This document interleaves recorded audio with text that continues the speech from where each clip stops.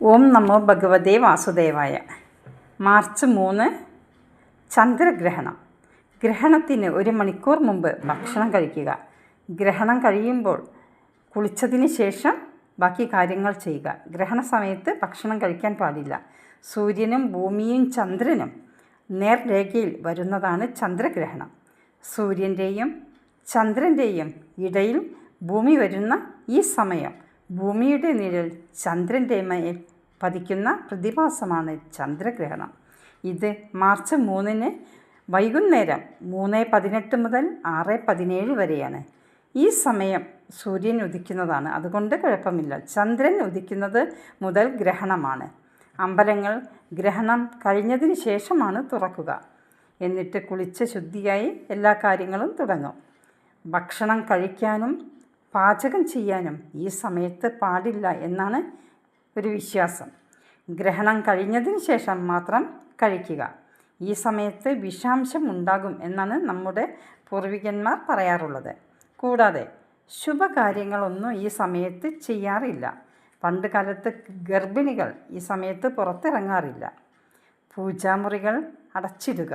ഇങ്ങനെ ആണ് പൊതുവെയുള്ള ഒരു വിശ്വാസം. ഗ്രഹണം ദൃശ്യമാകുമ്പോൾ മാത്രമാണ് ആചരിക്കാറുള്ളത്. ദൃശ്യമല്ലാത്ത ഗ്രഹണം ആചരിക്കാറില്ല.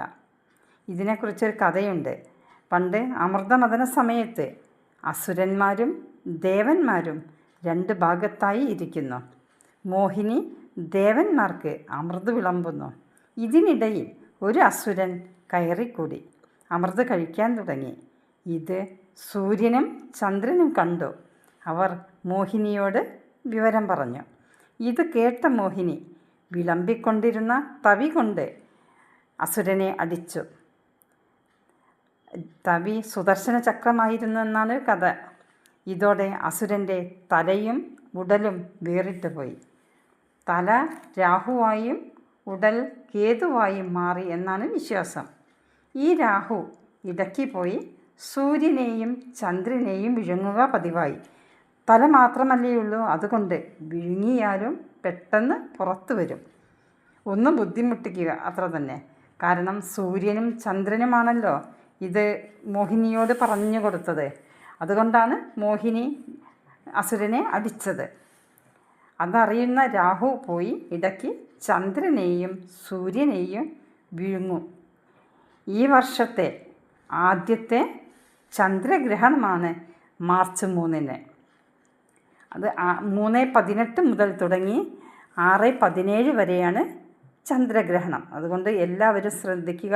ആ സമയത്ത് ഭക്ഷണം കഴിക്കാൻ പാടില്ല. ഭക്ഷണം പാചകം ചെയ്യാനും പാടില്ല. എല്ലാവരും നന്നായി ശ്രദ്ധിക്കുക. ഓം നമോ ഭഗവതേ വാസുദേവായ.